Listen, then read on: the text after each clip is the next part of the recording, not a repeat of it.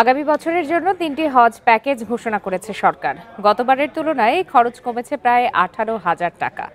বিকালে সচিবালয়ে ধর্ম উপদেষ্টা ডক্টর আ.ফ.ম. খালিদ হোসেন ব্রিফিংয়ে এই হজ প্যাকেজ ঘোষণা করেন।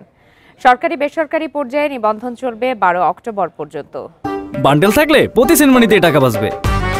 বিকাশ সেনমানি বান্ডেল কিনে জিতুন প্রতি লেনদেনে।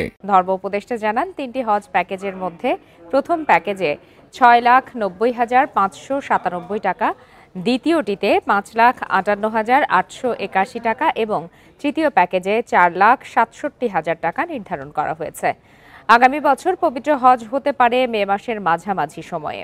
বাংলাদেশ থেকে যেতে পারবেন সম্ভাব্য ১,২৭,১৯৮ মুসল্লি।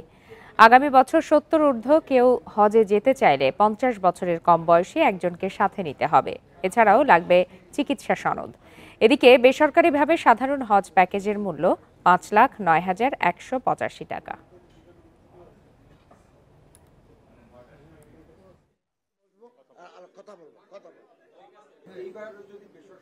৯ নভেম্বর ২০২৫ হজ চুক্তি সম্পাদিত হবে।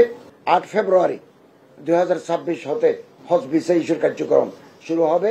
১৮ এপ্রিল ২০২৬ হতে হজ ফ্লাইট শুরু হবে।